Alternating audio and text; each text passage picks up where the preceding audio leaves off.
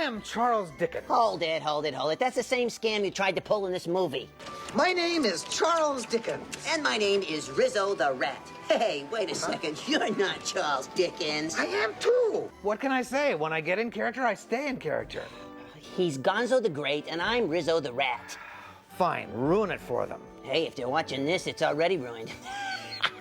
In any case, we're here with an exclusive behind-the-scenes look. And a behind-the-scams look. At the making of the Muppet Christmas Carol. Yes. You'll meet great actors like Michael Caine, who plays Scrooge. Yes. And the fantastic songwriter, Paul Williams. Paul Williams. But until we get to those people, you're stuck here with us and the guy who directed the thing, Mr. Brian Henson. Brian, that's your cue. Hi, guys. Yeah. Shake a leg. This camera crew don't come cheap. How you doing? Sorry.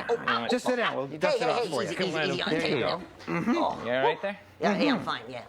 Yeah, so... Hi, guys. Well, So let's get started, huh? Did you bring anything to eat? No. I'm out of here. wait a minute. He's going to be taking us out to dinner after this. Oh, why didn't you say so? In that case, let's get this thing over with, all right? So Bri, what was your favorite part of directing Muppet Christmas Carol? Truthfully, probably putting you guys together with people. Well... Fascinating. Yes, indeed. Yes, Thank indeed. You know, as fascinating as it is... Seriously. As fascinating as it is, if you could just talk a little faster, we could eat a little sooner. All right, okay. Yeah. Well, listen. What Rizzo means to say is, tell us a little bit more about that process. Is that what I meant? Well, this was a very important film for us. There's magic in the air this evening, magic in the air. This was the first Muppet production that we made after my father, Jim Henson, died. And it was a real coming together of the group and the company. And I think for that reason, the film will probably be a very important film to us and to the Muppets. To me, this film marks a new beginning for the Muppets in such a big way. It's been quite a while since we've done anything with these Muppet Show family classic characters that we have, and especially in light of Jim's death, it certainly is starting over. Jim always talked about believing in 7-year cycles. It was just not a big religious thing, but he did believe in 7-year increments in his life. He said it had always fallen into those increments. And it's about 14, in fact, it's exactly 14 years, which is 2 of those cycles since I met Jim, and also since we did the first Muppet movie, which at that point was a real takeoff for the characters, you know. And so it feels like a resurgence of that popularity, hopefully, from this film, you know, and bringing them back into the mainstream again. It was dumb. It was obvious. It was pointless. It was short. I loved it. Yeah, well, that's all very interesting, but what I'm curious about is it true that Michael Caine did not know you were a first-time director? Now, apparently that is true, because that's what I hear. I didn't know, but I hear that's true. Gonzo, why did you ask him that? We're setting up for the next clip. Oh, well... I was completely surprised after 2 weeks when someone had told me he'd never directed a film before. I thought he had. I mean, I never checked. Like, I knew he hadn't directed a dramatic film, but I thought he'd directed all the other Muppet films and televisions and everything. But he hadn't. He's very good, excellent, as a matter of fact. I think he's made a wonderful picture here. I really do. Oh, there goes Mr. Humbug. There goes Mr. Grimm. If they gave a prize for being mean, the winner would be him. Old Scrooge, he loves his money 'cause he thinks it gives him. Boy, did you guys get that wrong. Everybody's looking back. There goes Mr. Humbug. There goes Mr. Grimm. And now The opening sequence is the winner would be him. the Oh, there goes Mr. Humbug. There goes Mr. Grimm. If they gave a prize for being mean, the winner would be him. Humbug. So, Brian, whose idea was it exactly to make Muppet Christmas Carol in the first place? Well, actually, originally the idea was Bill Haber's, and Bill was our agent, and he represents you guys at that time. Really? Wow. Yeah, and Power players. One of his first ideas was that we should do a Christmas Carol with the Muppets. And initially, I think that our response initially was that, boy, Christmas Carol has been produced more times probably than any other book. And I didn't know how we could do a Muppet Christmas Carol that would stand out from all the others. The truth is, all we had ever done is put the words Dickens Christmas Carol on a list. We had never thought through the process of, would this actually make a good movie, or, you know, for the Muppets. Yeah, how could we possibly do that with us in it? That's right. Yeah. But it was when we sat down and started thinking where to put you guys, the Muppets, into Christmas Carol, and putting you into the characters, that we realized, boy, this really could be a lot of fun, and it could almost effortlessly be very, very funny putting the Muppets into these very dramatic parts. Thank you for making me a part of this. He was a tight-fisted hand at the grindstone, Scrooge. In the beginning, the Muppets were going to also be the ghosts, and I knew Gonzo, for instance, you were going to be the ghost of Christmas Yet to Come in the hood, the scary one with your nose sticking out. Ooh, that would have been a smaller part. It would have been a much smaller part. Yeah. In fact, that was one reason why we didn't put you there. And well, thank you. It was Jerry Jewell's idea, and this is really when the film really came together, was when Jerry Jewell had the idea to cast Gonzo as Charles Dickens and have Gonzo telling the story and actually delivering the Charles Dickens prose. I think that's when it all came together, and that's when we really knew we had a good film. When we started talking about this, I immediately went back to the book and I said, one of the characters are great and the story is wonderful, but one of the things that's really terrific about this is the prose. And so they arrived in Ebenezer Scrooge's childhood. That was the worst trip of my life. And it's just a shame to do a story that doesn't have narration, that loses all that, you know? And yet at the same time, just flat voiceover narration of some sort is really boring in a movie and doesn't sound like the Muppets at all. And then we started, speculating on how we could personify Dickens, or make it interesting as Muppet material and still be able to do some of those wonderful words. It was the afternoon of Christmas Eve, and Scrooge was conscious of 1,000 odors. And the next thing I know, Gonzo suggested himself as a surrogate Charles Dickens, and we did that. And then he needed somebody to talk to, so Rizzo came in. A rat! You called? Did you hear that? Huh? We were key characters. Yeah. And to think we worked for nothing. You worked for nothing? Oh, that is funny. That is hysterical. What's he saying? What are you talking about? You didn't work for anything either. I know. We knew from the start that Scrooge would have to be a human character because nothing would fit. We couldn't imagine any of our characters. Had we done any of our characters as Scrooge, it would have trivialized the character. Bob Cratchit? Yes, Mr. Scrooge? Who is this? It's Mr. Applegate, sir. He's here to speak to you about his mortgage. Huh, I wonder if Scrooge worked for nothing, too. Will you stop it? I worked for the honor of being Charles Dickens. Oh, excuse me. Charles Dickens is good, and it would help. You get stuck. You could always go back to this little bound book that I kept on the desk, and he helped. You see, I wrote the book. Wrote it? I didn't even think you read it. Well, did you read it? Well, did you read it? Of course I read it. What? You should really read it. Yeah. Oh, yeah, says who? And there's a wonderful line at the end, which I love, where he says, he looks at the camera right at the end, he says, "You've seen the movie, now read the book." All right, I'll read the book. We all have great respect for Mr. Caine. Yeah, well, that's not the way I remember it. Do you think it's safe for us to be up here? Scrooge is saved. What can happen now? Yeah. I could talk about the torturous adventures I had making this film. What's your problem? Yeah, really. Well, he had my tail on fire, he had me frozen to a stick. Won't even talk about the stick. And then he had me used as a window wiping tool, and had me drug across the rooftops of London. It was torture. It was terrible. I must say, I do really like playing the sadistic old villain with all these lovely little Muppets who everybody loves so much, and I just hate a lot of them. Brian, yes. What was it like for you working with Michael? Ooh. One of the great things that he did in the film was he decided not to ever really play the comedy. He was always going to play as if you guys were the Royal Shakespeare Company. That's what he used to say. And that way he let you guys be funny, which is very generous as an actor. Because being in a Muppet show, we can go on a very different tack. My Scrooge will turn out to be slightly psychotic. That created a great dynamic. What I think is great about Michael Caine is he's a very classy man, and he makes the film very classy by him. Not that you guys aren't classy. No, of course not. We don't take that way. Truthfully, actually, you guys aren't classy, and he is classy, and that brings a lot, really brings something to the picture. Yeah, unlike some people.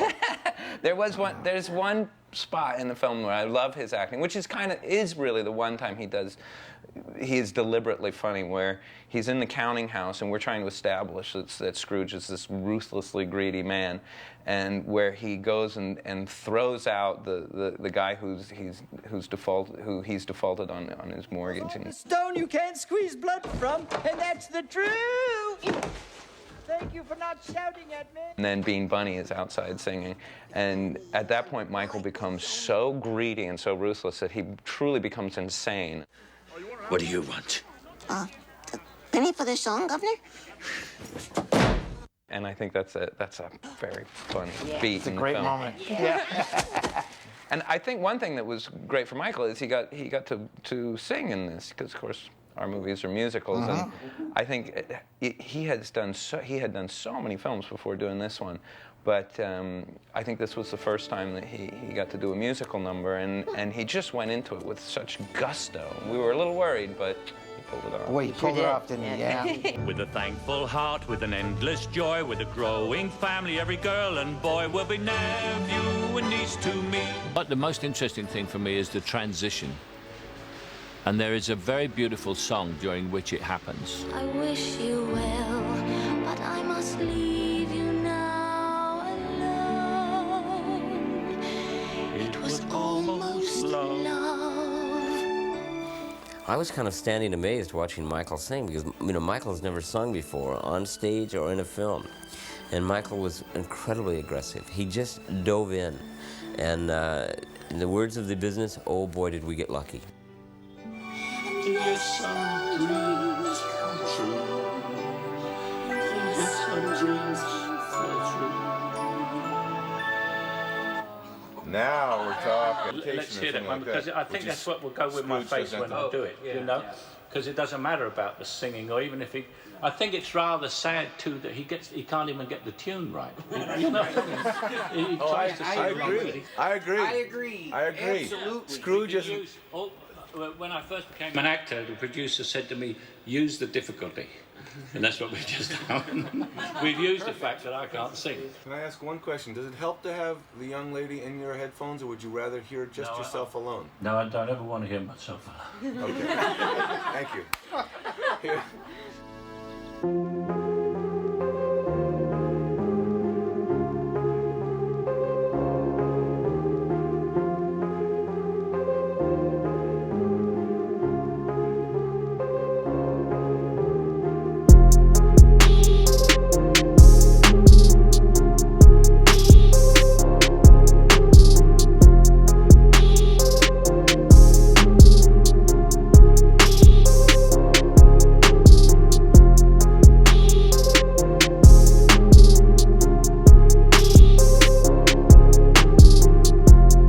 I wish I could sing like that. Wow, that was fascinating. Oh, yeah. For a while there, I thought we was never coming back. Yeah, Michael was a great sport and terrific to work with. He was always ready to try anything, which was a lot of fun. Although initially he did have a little trouble figuring out how to work with you guys. Oh, well, is that so? Well, excuse us. One of the Muppeteers had to say lines to me the way I'm talking to you. He's off camera and I'm talking to him. And he had to do that. And suddenly he started to screw up. And I said, well, what's the matter? He said, well, I've never looked another actor in the face before. Michael Caine, who's a wonderful actor. He's a charming gentleman, and he loves frogs, You gotta love a guy like that. Theatrical actors seem to have an easier time imagining, doing the imagining that's necessary here. And Michael was great. He was worried about it in the beginning, and I think he found it eerie for a while. In the beginning, he worked with little rats, and he got used to that. And then we came onto the set with Bunsen and Beaker, who are large, almost human-sized characters that have live hands that work their glove hands with our hands inside. and he was very psyched out for a little while, you know. But then he got used to it. He talks to them, he stays in character with them, and he seems to be having fun with it. Who does your hair? Gonzo has a history of being a bit of a con man. Who was that guy? I have absolutely no idea. He has been known to stretch the truth a little bit. Well, that is an outrage. I'm Speechless? Well, I would just like to tell you that man has nothing to do with me. He is obviously just some meddlesome kook. Yeah, some people just have to put their hands into everything. So, anyway, Bri, so let's to move this thing quite a long, right along. I'm saying nothing. No, go ahead. I'm sorry, we're just trying to move this thing along here so we can get to the digestible part of the DVD. So why don't you tell us something about, I don't know, maybe special effects or something? All right. Okay. Well, I think probably some of the coolest special effects in the movie are around the ghosts. Particularly, the Ghost of Christmas Past is the first ghost in the film, and we tried to figure out a way to have a kind of beautiful, ethereal look to the character. And the first thing we did was we made a huge tank of oil, and we sank a rod puppet into oil to get her clothing to move in a very graceful, sort of gossamery way. I can remember nearly 1900 years. I remember. Then we decided to give up on the oil and we went with water in the end. But it's every shot that she's in, she's actually been shot in a tank of water and then composited into the scene. And it's kind of it's a unique effect that looks really good. We've used it a couple times since. Yeah. Huh. I like the oil better. Yeah. Yeah. Whatever happened to that 50,000 gallons of oil? Well, anyway. I have that back at my place. Well, Brian, do you have any favorite scenes? I'd really like to know. I mean that. Hey, I mean that. I know why you ask him that. You're setting up the clip. Setting up the clip. Yeah. All right, actually, one of my favorite scenes is a scene that you guys did, which actually doesn't push the story at all. Gonzo and Rizzo were in front of the counting house when Scrooge was searching his apartments, and then he had to be in the back, not the counting house, Scrooge's house, and had to be around back of the house when Scrooge was in bed. And I didn't want him just to appear at the back, so we had to quickly come up with a scene that was just basically you guys moving around back. And it turned out to be such a funny, silly, stupid little scene. It doesn't push the plot at all, but it's the scene where Rizzo's on top of the gate and he doesn't want to jump and he thinks he's going to die, and Gonzo tries to catch him and misses, and then Rizzo just walks back through the bars because he was actually small enough to fit all along. Come on! I really hate this. You wanted to know what was happening.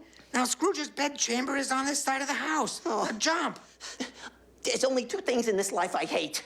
Heights and jumping from them. Too late now. Come on, I'll catch you. God save my little broken body.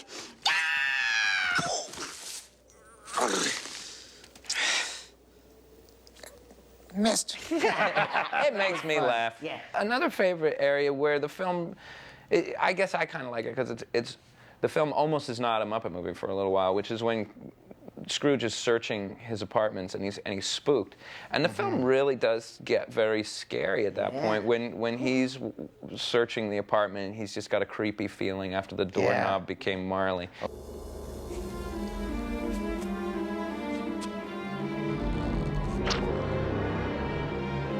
Jacob Marley.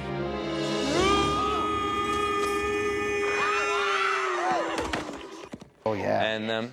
And really, the film gets very scary by the time the fire goes out. And I think we thought we were kind of pushing the film as far as it could go in terms of how scary it could get for kids. And then, right when it was getting to be too much, we had Marley come in, and it's Statler and Waldorf. We're Marley and Marley, avarice and greed. We took advantage of the poor, just ignored the needy. We specialized in causing pain, spreading fear and doubt. And if you could not pay the rent, we simply threw you out. And of course, that's funny as well as scary, so it kind of breaks the tension nicely. Yeah. That's about all. And then really the rest of the movie, Didn't care much It about was it. fine. It was fine. Fine. Those are the best parts. We're Marley and Marley, our hearts were painted black. Well, I know what my favorite thing about the movie was. Piggy.